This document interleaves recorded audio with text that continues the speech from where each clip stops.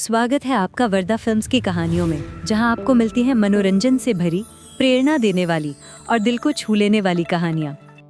बहुत समय पहले की बात है। एक छोटे से गांव में एक राजा रहता था। लेकिन यह राजा बाकी राजाओं से अलग था, क्योंकि वह न तो केवल सोने चांदी से खुश होता था और न ही अपने बड़े महलों से। उसे सबसे ज्यादा खुशी तब मिलती थी जब बच्चे हंसते खेलते और एक दूसरे की मदद करते दिखाई देते। इसलिए उसने निश्चय किया कि वह एक ऐसा खेल बनाएगा जिसमें बच्चे मजे भी करें और सीख भी पाएं। खेल का नियम था कि हर बच्चा किसी एक नई चीज को खोजे और बाकियों को बताए। कभी कोई बच्चा जंगल से किसी नई औषधि पत्ती लाता और बताता कि इससे जख्म जल्दी भर जाते हैं, तो कभी कोई नदी से पत्थर लाकर दिखाता कि पानी से घिसने पर वह कितना चिकना हो जाता है। धीरे धीरे बच्चों को समझ आया कि हर चीज की एक कहानी होती है और हर कहानी से ज्ञान मिलता है। लेकिन एक दिन गांव में भयंकर सूखा पड़ गया। खेत सूख गए, तालाब खाली हो गए और लोग दुखी हो गए।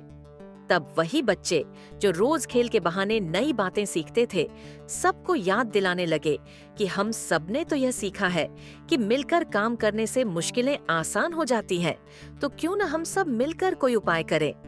किसी ने सुझाव दिया कि पहाड़ की छोटी से नहर खोदी जाए।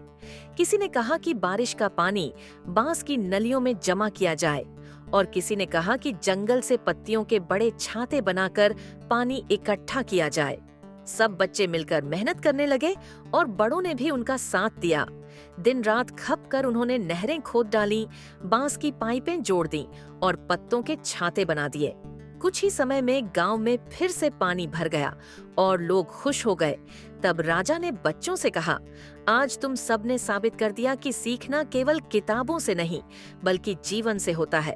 जिज्ञासा सबसे बड़ी ताकत है और दोस्ती सबसे बड़ा धन। यह सुनकर बच्चे तालियां बजाने लगे और सबने ठान लिया कि वे रोज एक दूसरे से नई चीजें सीखेंगे और कभी अकेले नहीं रहेंगे। धीरे धीरे वह गांव ऐसा बन गया जहां हर बच्चा और हर बड़ा एक दूसरे का शिक्षक और दोस्त बन गया। यही वजह थी कि वहां कोई झगड़ा नहीं होता था और न ही कोई उदास रहता था, और उस गांव की पहचान दूर दूर तक सीख और दोस्ती का गांव के नाम से होने लगी। तो दोस्तों, ये थी आज की कहानी। उम्मीद है आपको पसंद आई होगी। अगर इस कहानी ने आपके दिल को छुआ हो और आपको प्रेरणा दी हो, तो इसे लाइक और शेयर करना ना भूलें। और हाँ, हमारे चैनल वर्दा फिल्म्स को सब्सक्राइब कर लीजिए, ताकि अगली नई और रोमांचक कहानी सबसे पहले आप तक पहुंचे।